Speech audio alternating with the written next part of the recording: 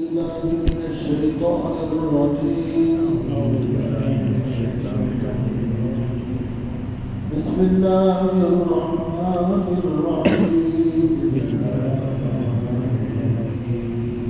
يسبح لله ما في السماوات وما في الأرض.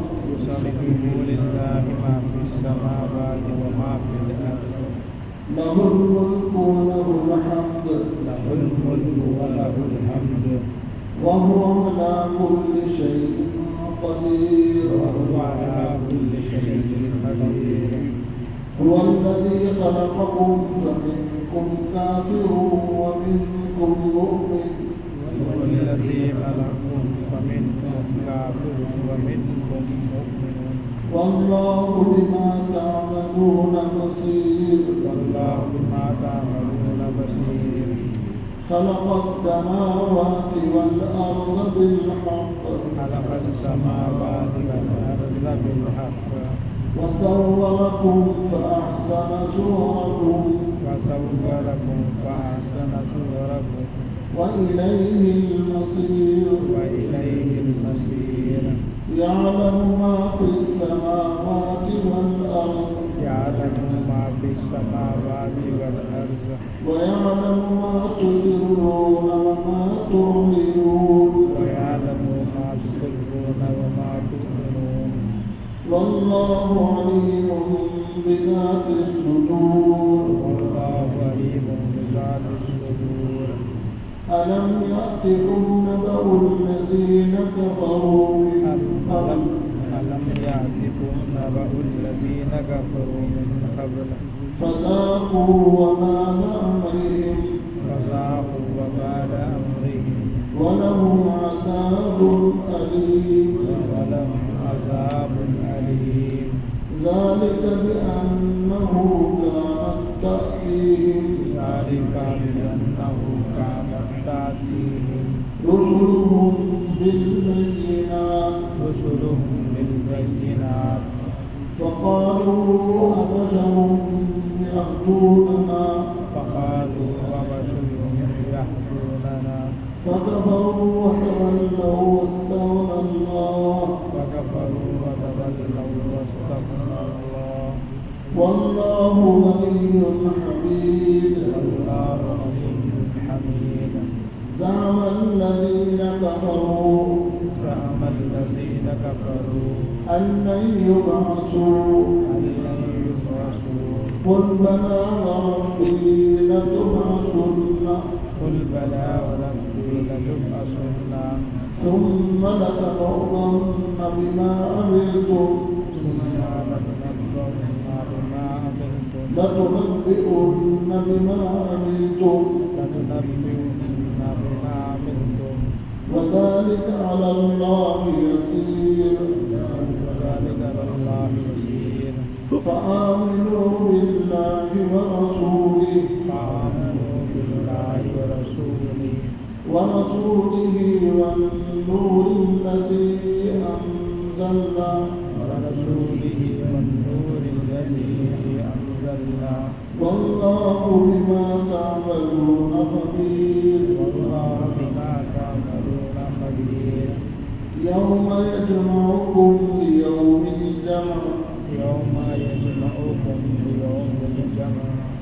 ذلك يوم التغابن. ذلك يوم التغابن. ومن يؤمن بالله ويعمل صالحا. ومن يؤمن بالله ويعمل صالحا يكفر عنه سيئاته. صالحا يكفر عنه سيئاته ويدخله جنات تجري. سيئاته ويدخله جنات تجري من تحتها الأنهار خالدين فيها. تجري من تحتها الأنهار خالدين فيها. خالدين فيها أبدا. خالدين فيها أبدا. ذلك الفوز العظيم. ذلك الفوز العظيم. والذين كفروا وكذبوا بآياتنا كذبوا بآياتنا أولئك أصحاب النار أولئك أصحاب النار خالدين فيها خالدين فيها وبئس المصير وبئس المصير. صدق الله العظيم.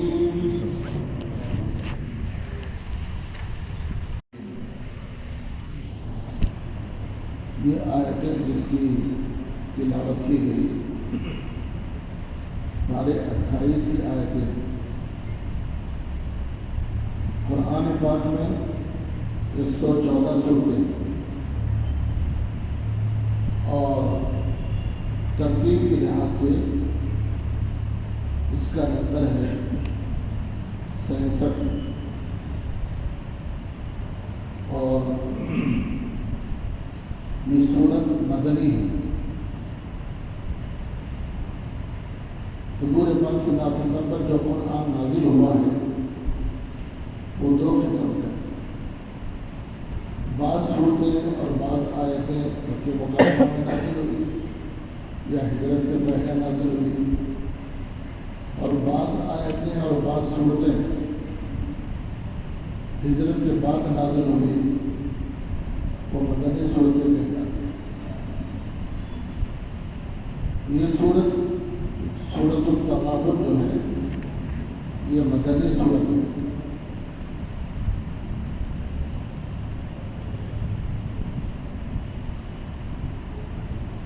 تغابن کے معنی ہیں ہار جیت کے. دین کے اندر بھی جیت بھی ہے اور ہار بھی ہے. قرآن پاک کے اندر یہ آخر کی 10 صورتیں سورہ حدید سے اور سورہ تحریم تک، یہ جو صورتیں ہیں اس میں اللہ تبارک و تعالیٰ نے ایمان اور کفر، عمل صالح اور برے اعمال ان کا تذکرہ فرمایا، اور پھر نتیجے کے طور پر کامیاب کون اور ناکام کون، کس کی جیت ہے اور کس کا ہار ہے، اس کا بھی اللہ رب العزت نے اس صورت میں تذکرہ فرمایا ہے. تو اس صورت کا نام ہی سورہ تغابن رکھا گیا. بسم اللہ الرحمن الرحیم. شروع اللہ کے نام سے جو بہت مہربان نہایت رحم والا ہے. یسبح للہ، اللہ کے لیے تسبیح ہے. سبح یسبح، میں نے گزشتہ اتوار میں بتایا تھا تسبیح کے معنی ہیں پڑھنے کے، اللہ کی پاکی بیان کرنے کے. جیسے سبحان ربی العظیم، سبحان سے سبح یسبح ہے. بعض صورتوں کے شروع میں سبح آیا ہے، سبح اسم ربک الاعلی، اور بعض صورتوں کے شروع میں یسبح آیا. یہ عربی گرامر کے اعتبار سے بہت ہی معنی خیز الفاظ ہیں، یہاں اس کی تشریح کی ضرورت نہیں. یسبح للہ، اللہ کے لیے تمام طرح کی تسبیحات ہیں اور اللہ کے لیے پاکی بیان کرتے ہیں. ما فی السماوات و ما فی الارض، جو کچھ آسمانوں میں ہے اور جو کچھ زمین میں. آسمانوں میں فرشتے ہیں، اللہ کی مخلوقات ہیں، زمین کے اندر بھی بے حساب مخلوقات ہیں، سب اللہ کی پاکی بیان کرتے ہیں، تسبیح بیان کرتے ہیں. لہ الملک، وہی اسی کے لیے بادشاہت ہے. یہ پوری کائنات کا مالک کون ہے؟ اللہ، اسی کے اختیار میں. وَلَهُ الْحَمْدُ، اور تمام حمد اور تمام تعریف اسی اللہ کے لیے، اسی کے لیے. وَهُوَ عَلَىٰ كُلِّ شَيْءٍ قَدِيرٌ، اور وہ ہر چیز پر قدرت رکھتا ہے، ہر چیز پر اس کی قدرت ہے. کائنات کے ذرے ذرے پر اسی کی قدرت ہے، اسی کے ہاتھ میں ہے. اسی لیے دوسری جگہ فرمایا رات کو دن سے بدلنا اور دن کو رات سے بدلنا یہ اللہ ہی کے حکم سے ہے. موسموں کا بدلنا اللہ ہی کے حکم سے ہے۔ وہ علی کل شیء قدیر، اور وہ ہر چیز پر قدرت کا ہے۔ اللہ کی صفت کیا ہے؟ فرمایا هو الذی خلقکم، اللہ وہ ذات ہے جو تم کو پیدا کیا۔ مخاطب پوری انسانیت ہے، تم کو پیدا کیا اللہ کی ذات وہ ہے۔ فمنکم کافر ومنکم مؤمن، سب اللہ کے بندے ہیں، سب اللہ کی مخلوق ہے، لیکن اس میں تقسیم ہو گئے۔ کچھ لوگ کافر بن گئے، اللہ کا انکار کرے، اور کچھ لوگ اللہ کو مان کر مومن بن گئے۔ جتنی مخلوق انسان ہیں، چاہے مسلمان ہو یا غیر مسلم، سب کو اللہ ہی نے بنایا، سب کو اللہ پیدا کرے۔ جو اللہ کا انکار کرے، اللہ کی قدرت کا انکار کرے، وہ کافر ہے۔ جو اللہ کو مان لے وہ مومن ہے۔ لیکن ہے سب اللہ کی بنی ہوئی۔ هو الذی خلقکم، وہی ذات ہے جس نے تم کو پیدا کیا، اور تم میں سے بعض کافر ہیں اور تم میں سے بعض مومن ہیں۔ ایک بڑی تعداد ایمان والوں کی اور ایک بڑی تعداد کافروں کی۔ واللہ بما تعملون بصیر، اور اللہ جو کچھ تم کرتے ہو اس کو دیکھتا ہے۔ تمہارے عمل سے اللہ واقف ہے۔ بصیر کے معنی دیکھنا، تعملون عمل سے، جو کچھ تم عمل کریں گے، تھوڑا یا زیادہ، چھپا کے یا دکھا کے، سب کو اللہ جانتا ہے۔ ایسی قدرت والا اللہ۔ پھر آگے فرمایا خلق السماوات والارض، پیدا کیا آسمانوں کو اسی ذات نے، اور زمین کو بھی اسی نے بنایا، بالحق، اور انصاف اور عدل کے ساتھ میں بنایا۔ جس طرح زمین کو بنانا ہے ویسے اللہ بنائے، کمی زیادتی نہیں کرے۔ جیسے آسمان کو بنانا ہے ویسے بنایا۔ وَصَوَّرَكُمْ فَأَحْسَنَ صُوَرَكُمْ، اور پھر تم کو خوبصورت بنایا، تمہاری شکل بنائی۔ آگے جملہ فرما فَأَحْسَنَ صُوَرَكُمْ، تمہاری شکل میں بھی جیسے چاہے اللہ بنا سکتے ہیں، لیکن تم کو خوبصورت بنا۔ 2 آنکھ، 2 کان، زبان، ہونٹ، منہ، ناک، جہاں رکھنے سے آدمی خوبصورت ہوتا ہے، اللہ نے وہاں رکھا۔ یہ اللہ کی قدرت ہے۔ فَأَحْسَنَ صُوَرَكُمْ وَإِلَيْهِ الْمَصِيرُ، اور تم سب لوٹ کر اسی کے پاس جانے والے۔ یہ بھی یاد دلایا کہ دنیا ہی سب کچھ ہے، یہ مت سمجھو، تم کو سب کے لوٹ کر اللہ کے پاس جانا ہے، وہاں تم کو حساب دینا پڑے گا۔ اس لیے جو بھی عمل کریں گے سوچ کے کرنا۔ اللہ کا تعارف کروایا، کون ہے اللہ؟ یعلم ما فی السماوات والارض، اللہ کا علم ایسا کامل ہے کہ وہ جانتا ہے جو کچھ آسمانوں میں اور جو کچھ زمین میں۔ اللہ کو کوئی بتانے کی ضرورت نہیں، کیمرے کی ضرورت نہیں، فون کی ضرورت نہیں، آن لائن آنے کی ضرورت نہیں، سب کچھ وہ جانتا ہے۔ ما فی السماوات والارض، آسمان میں کیا ہے، ذرہ ذرہ سے اللہ واقف ہے، اور زمین پر اللہ واقف ہے، اللہ کے علم میں۔ وَيَعْلَمُ مَا تُسِرُّونَ وَمَا تُعْلِنُونَ، ایک تو بتایا آسمان میں جو کچھ ہے اللہ جانتے ہیں، اور زمین میں جو کچھ ہے یہ بھی اللہ کے علم میں ہے۔ وَيَعْلَمُ مَا تُسِرُّونَ وَمَا تُعْلِنُونَ، اور اللہ کو جو چھپا ہوا ہے تم اپنے دل میں، اس کو بھی اللہ جانتے ہیں، اور جس کو تم بیان کرتے ہیں اس کو بھی جانتے ہیں۔ اللہ سب جانتے ہیں۔ بازو میں بیٹھا ہوا آدمی کو پتا نہیں کہ اس کے دل میں کیا ہے، لیکن اللہ کو معلوم ہے۔ اللہ کا علم ایسا کامل ہے، آسمان و زمین بھی جانتے ہیں، اور تمہارے دل کے اندر کیا ہے وہ بھی جانتے ہیں، جس کو تم بیان کرتے ہو اس کو بھی، اور دل کو تم چھپاتے ہو اسے بھی۔ واللہ علیم بذات الصدور، اور دل کے اندر کیا ہے یہ بھی تم اللہ ہی جانتے ہیں۔ اللہ نے علم کے 3 مرتبے بتائے۔ پہلا مرتبہ تو یہ آسمان و زمین کا علم، اور دوسرے فرمایا تمہارے اندر پوشیدہ اور ظاہر کا علم، اور تیسرے فرمایا دل میں آنے والے خیالات کا علم۔ اس آیت کی تفسیر میں لکھا ہے کہ خود جس کے دل میں وسوسے آنے والے ہیں یہ اس کو خود نہیں معلوم، اللہ کو معلوم ہے۔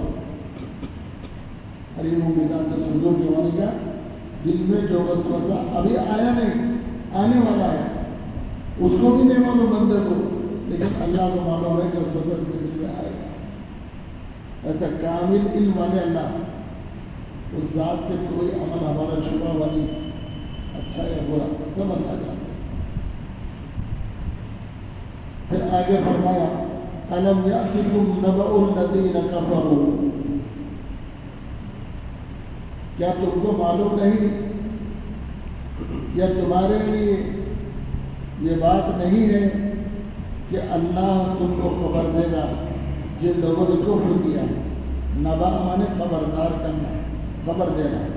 کن کے لیے؟ الذین کفروا من قبل، جو کچھ انہوں نے اس سے پہلے یعنی دنیا کی زندگی میں کیا ہے، اللہ تبارک و تعالیٰ ان تمام چیزوں کو جانتے بھی ہیں اور تمام چیزوں کا بدلہ بھی دیں گے۔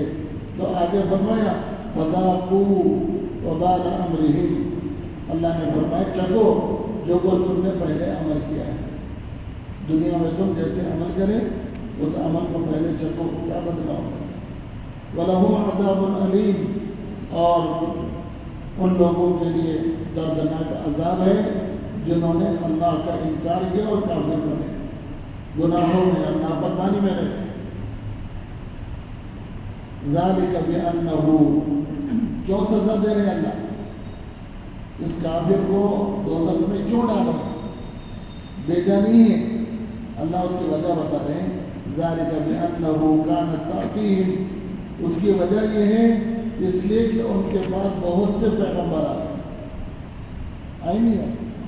حضرت آدم علیہ السلام سے لے کے کتنے پیغمبر آئے، یہ تمام نبی آ کر کیا کریں؟ رسولہم بالبینات، نشانیاں لے کر آئے، ہم اللہ کے پیغمبر ہیں، اللہ کے رسول ہیں، اللہ کا پیغام لے کر آئے ہیں۔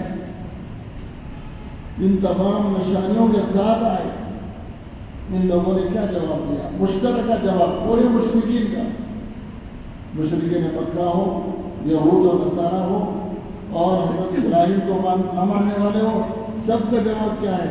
سب نے کہا فقالوا ابشر یہدوننا، کیا ہم لوگوں میں سے ایک بندہ ہم جیسا جو بشر ہے وہ ہم کو راستہ بتاتا ہے، ہماری ہدایت کرتا ہے اور ہم کو کہتا ہے کہ صحیح ہے غلط ہے، یہ جائز ہے ناجائز ہے؟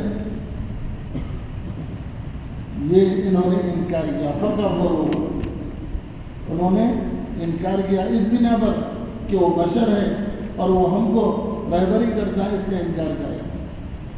مطلب یہ ہے کہ اگر کوئی فرشتہ آ کے بولتا تو ہم مانتے تھے، اس لیے کہ اس کی جو ہے فطرت الگ ہے اور ہماری فطرت الگ ہے، اور اس کا مقام تو نور علی نور ہے، تو وہ نور والا ہے، اس کی بات مانتے تھے۔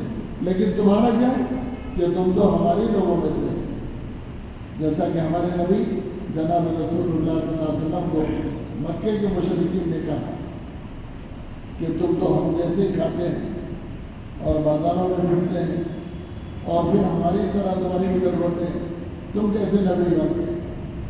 ما لہذا الرسول یأکل الطعام ویمشی فی الاسواق، تم کیسے رسول بن سکتے ہیں؟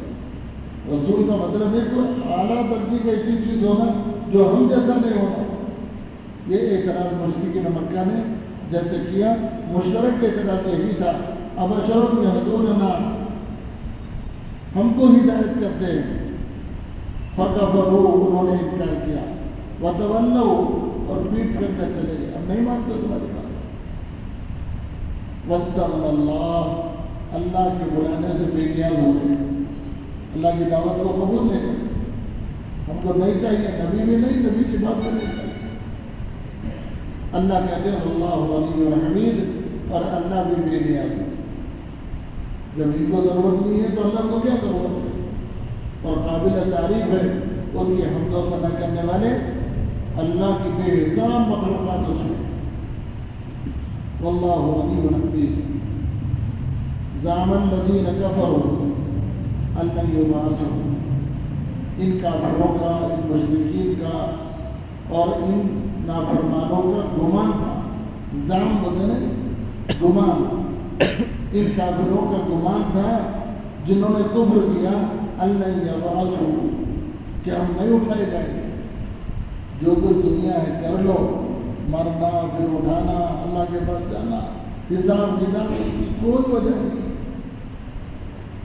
لن یبعثوا، نہیں اٹھائے جائیں گے. قل، اے نبی کہیے، بلا وربی لتبعثن، اے نبی اب کہیے کہ ہاں ہاں تم مانو نہ مانو، میرا رب تو ضرور تم سب کو اٹھائے گا.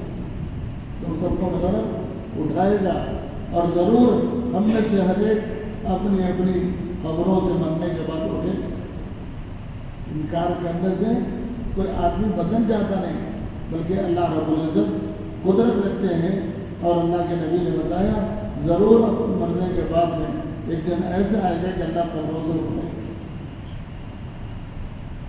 ثم لتنبئنهم بما عملتم، پھر اللہ تم سب کو خبر دیں گے تم کیا کرے تھے، کیا عمل نہیں کرے. اللہ بتائیں دیکھو تمہارے اعمال یہ ہے، تمہارے غلطیاں یہ ہے، تمہاری نیکیاں یہ ہے. اللہ تم کو واضح طور پر بتائے بما عملتم، جو کچھ تم نے کیا ہے. بعض دفعہ کرنے والے کو بھی کرنے کے بعد ہم بھول جاتے، پتا بھی نہیں، لیکن اللہ کے پاس سب چیز محفوظ ہے، اللہ بتاتے ہیں. وَذَلِكَ عَلَى اللَّهِ يَسِيرٌ، بندہ گمان کر سکتا ہے یہ کام کیسے ہوگا. بھائی کروڑوں لوگ آئے اور ہزاروں سال کی دنیا بعد اتنے لوگ دنیا میں آئے گئے، سب کا حساب اللہ کیسا جانتے ہیں، کیسا ریکارڈ رکھیں گے. تو اس کا جواب دیں وَذَلِكَ عَلَى اللَّهِ يَسِيرٌ، اللہ کے لیے کام تو بہت آسان ہے. میرے لیے آپ کے لیے مشکل ہے، لیکن اللہ کے لیے کیا ہے، بہت آسان. یہاں تک اللہ تبارک و تعالیٰ نے اپنی قدرت ظاہر فرما کر مشرکین مکہ کے عقائد اور ان پر آنے والے عذاب کا ذکر فرمایا. جو لوگ ایمان لائے، اوپر کی آیت میں آیا تھا، آیت نمبر 3 میں، کہ اللہ نے تم کو تو پیدا کیا، کچھ لوگ مومن بنے، کچھ کافر بنے. ایمان والوں کا ذکر ہے. فآمنوا باللہ ورسولہ، پس جو لوگ ایمان لائے اللہ پر، اس کے رسول پر، والنور، اور اس نور پر، الذی انزلنا، جس نور کو ہم نے نازل کیا. نور کو ہم نے نازل کیا. نور سے مراد قرآن پاک ہے. نور سے مراد جناب رسول اللہ صلی اللہ علیہ وسلم کے طریقے اور آپ کے مبارک زندگی کا عمل ہے. جو لوگ ایمان لائے اور اللہ کے رسول پر اور اس نور پر جس کو ہم نے نازل کیا. واللہ بما تعملون خبیر، اور اللہ جو کچھ تم کرتے ہو اس سے باخبر ہے. اللہ کو معلوم ہے. آگے فرمایا یوم یجمعکم لیوم الجمع، یہ دیکھیے وہ دن ایسا ہے تم سب کو جمع کرے گا. یوم یجمعکم، جس دن تم سب کو جمع کریں گے. لیوم الجمع، اس دن کا نام ہی کیا ہے، جمعے کا دن ہے. ایک جمعہ تو زمین پر ہے اور ایک جمعہ تو حشر میں ہے. یہاں بھی جمعے کو جمعہ اس واسطے بولتے ہیں کہ بڑا مجمع جمع ہوتا ہے. اور حشر کے اندر قیامت کے دن بھی اللہ تبارک و تعالیٰ سب کو جمع کریں گے. اللہ خود کہتے ہیں لیوم الجمع، وہ جمع ہونے کا دن ہوگا. اس دن اللہ تبارک و تعالیٰ فیصلہ کریں گے ایمان والوں کو کامیابی کا، اور جو لوگ کفر کرے ان کو ناکامی کا. تو اگلا جملہ فرمایا ذالک یوم التغابن، یہی دن ہار جیت کا ہے. یہی دن کیا ہے، ہار جیت کا ہے. فمن یعمل مثقال ذرۃ خیرا یرہ، اللہ معلوم ہوتی ہے. دوسری جگہ آیت فرمایا فمن زحزح عن النار وادخل الجنۃ فقد فاز، جس کو دوزخ سے بچایا گیا اور جسے جنت میں داخلے کا حکم مل گیا، فقد فاز، وہ تو کامیاب ہو گئے. تو میدان حشر کے اندر جب سب جمع ہوں گے تو اللہ تبارک و تعالیٰ اس دن اہل ایمان کو کامیابی کا اور اہل کفر کو ناکامی کا اعلان کریں گے. تو جو لوگ ایمان کے ساتھ دنیا کے اندر زندگی گزارے وہ تو جیت گئے، اور جو ایمان کے بغیر محروم رہے وہ ہار گئے. ذالک یوم التغابن ومن یؤمن باللہ ویعمل صالحا. اسی مناسبت سے اس سورت کا نام سورۃ تغابن رکھا گیا. علماء نے اس کی فضیلت لکھی ہے کہ جو شخص اس سورت کی کثرت کرتا ہے اللہ اس کو نورانی بنا دے گا. ظاہر بھی نور دیں گے اور دل کے اندر بھی اللہ تبارک و تعالیٰ نور پیدا کر کے نورانی بنائے، منور کر دے. دوسری حدیث میں آتا ہے کہ جس کے گھر کے اندر رزق کی تنگی ہے، معاش کی تنگی ہے، اگر کوئی شخص روزانہ کم از کم 3 مرتبہ، زیادہ سے زیادہ 42 مرتبہ اول آخر درود شریف پڑھ کر اس سورۃ تغابن کا ورد کرے اجتماعی طور پر، اللہ اس گھر کے فاقے کو تنگی کو دور کر دے. سورۃ تغابن کی فضیلت رکھتا ہے. کم از کم 3 مرتبہ پڑھنا، اور سب جمع ہو کے 42 مرتبہ پڑھیں گے، اللہ گھر کی تنگی پریشانی دور کر دیں گے. تیسری بات دیکھیے کہ اگر کسی گھر میں کوئی پریشانی ہے، بیمار ہو گیا، صحت نہیں ہو رہی، بچوں کی شادیاں نہیں ہو رہی، کوئی پڑھ لکھ کے بچہ ہے اس کے لیے ملازمت نہیں ہو رہی، نکاح ہو گیا اولاد نہیں ہو رہی، جو بھی حاجتیں ایسی ہیں جن حاجتوں کی وجہ سے بندہ پریشان ہے، تو اجتماعی طور پر سورۃ تغابن کی تلاوت کریں. 41 دن اللہ اس گھر سے سارے مسائل حل کر دیں گے. بیمار صحت مند ہو جائے گا، جو بے روزگار ہے اسے روزی ملے گی، جو پریشان ہے جو پریشان اللہ دور کر دیں گے. اسی لیے اس کا نام ہے ذالک یوم التغابن. یہ تو ہار جیت کا دن ہے. ومن یؤمن باللہ، جو اللہ پر ایمان لائے، ویعمل صالحا، اور اچھے عمل کرے، یکفر عنہ سیئاتہ، اچھے عمل کرنے کی وجہ سے اللہ نے خوشخبری سنائی، اس کے گناہوں کو اللہ رب العزت مٹا دیں گے.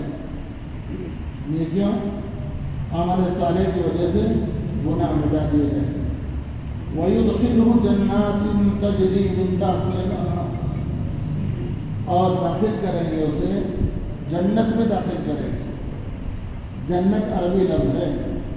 جنت کے معنی باغ. جنت کے معنی کیا ہے؟ جنت کو جنت کے ساتھ سے بولتے ہیں کہ اس میں چاروں طرف باغ ہی باغ نظر آئے گا، ہرا بھرا نظر آئے گا، اس لیے اسے جنت بولتے ہیں. وہ جنت کی خصوصیت کیا ہے؟ وَيُدْخِلُهُ جَنَّاتٍ تَجْرِي مِن تَحْتِهَا الْأَنْهَارُ، اور جنت بھی ایسی جس کے نیچے نہریں جاری ہوں گی. اس کے گھروں میں، اس کے محل میں، اس کے صحن میں نہر جاری ہوں گی. خالدین فیہا ابدا، اور یہ جنت میں اہل جنت ہمیشہ ہمیشہ رہیں گے. خالدین فیہا ابدا، ہمیشہ ہمیشہ رہیں گے. اتنا خوبصورت محل، اتنی خوبصورت جنت، وہاں سے نکلنے کا حکم نہیں ہے. جو جنت میں داخل ہو گئے اہل ایمان تو اب کہیں اس میں رہو ہمیشہ. خالدین فیہا ابدا ذالک الفوز العظیم، یہ بہت بڑی کامیابی ہے. ایمان والوں کے لیے اللہ نے بتایا یہ بہت بڑی کامیابی ہے. یہ اہل ایمان کے لیے کامیابی کا تذکرہ فرمایا. والذین کفروا، اور وہ لوگ جو کافر ہوئے، وکذبوا بآیاتنا، اور انہوں نے ہماری نشانیوں کو جھٹلایا، اولئک اصحاب النار، وہ آگ والے. نار والے کیا؟ آگ والے.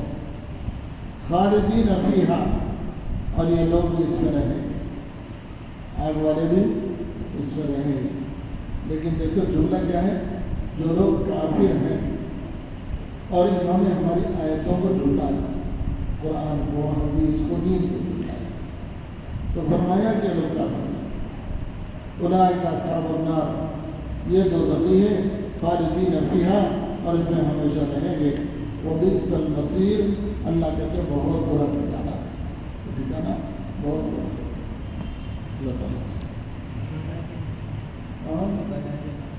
ابدا، ہمیشہ ہمیشہ۔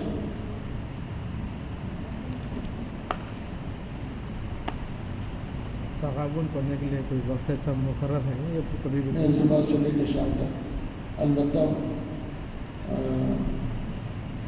بعض بزرگوں نے لکھا، جس میں پڑوس کے ملک کے ایک بہت بڑے عالم تھے حضرت مولانا ظفر علی خان صاحب، جو ابھی گزشتہ ان کا انتقال ہوا ہے، انہوں نے لکھا کہ سورہ تغابن اگر فجر سے پڑھیں، فجر سے پہلے پڑھیں گے تہجد میں، تو سونے کا جیسا کام دے گا۔ اگر فجر کے بعد پڑھیں گے طلوع آفتاب سے پہلے تو چاندی کے جیسا کام دے گا۔ اور اگر یہ دو وقت نہیں ملے، دن میں کبھی بھی پڑھو، اللہ تمہارے مسائل حل کرے گا۔ سورہ تغابن کہتے ہیں۔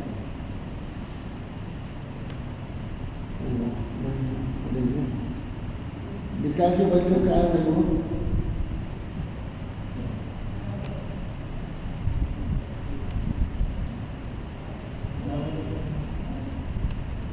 کسی کا انتظار ہے کیا؟ سین کرانے گئے۔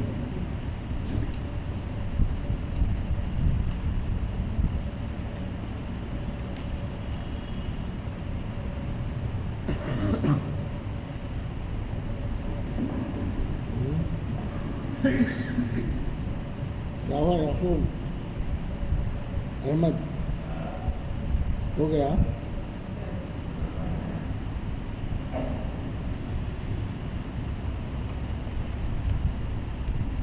بسم اللہ الرحمن الرحیم۔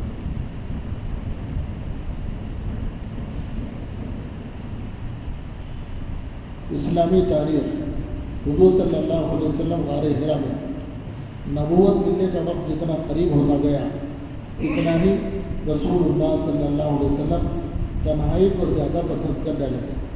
سب سے الگ ہو کر اکیلے رہنے سے آپ کو بڑا سکون ملتا تھا۔ آپ اکثر کھانے پینے کا سامان لے کر کئی دن تک مکے سے دور جا کر حرا نامی پہاڑ کے ایک غار میں بیٹھ جاتے تھے اور ابراہیمی طریقے اور اپنی پاکیزہ فطرت کی رہنمائی سے اللہ کی عبادت اور ذکر میں مشغول رہتے تھے۔ اللہ کی قدرت میں غور و فکر کرتے رہتے تھے اور قوم کی بری حالت کو دیکھ کر بہت غم زدہ رہتے تھے۔ جب تک کھانا ختم نہ ہوتا آپ شہر واپس نہیں آتے۔ جب مکے کی وادیوں سے گزرتے تو درختوں اور پتھروں سے سلام کرنے کی آواز آتی۔ آپ دائیں بائیں اور پیچھے مڑ کر دیکھتے تو درختوں اور پتھروں کے سوا کچھ نظر نہ آتا تھا۔ اسی زمانے میں آپ کو ایسے خواب نظر آنے لگے کہ رات میں جو کچھ دیکھتے وہی دن میں ظاہر ہوتا تھا۔ یہی سلسلہ چلتا رہا کہ نبوت کی گھڑی آ پہنچی اور اللہ تعالیٰ نے آپ کو نبوت عطا فرمائی۔ اللہ کی قدرت، انسان کی ہڈیاں، اللہ تعالیٰ نے انسانی جسم کو ہڈی کے ڈھانچے پر کھڑا کیا۔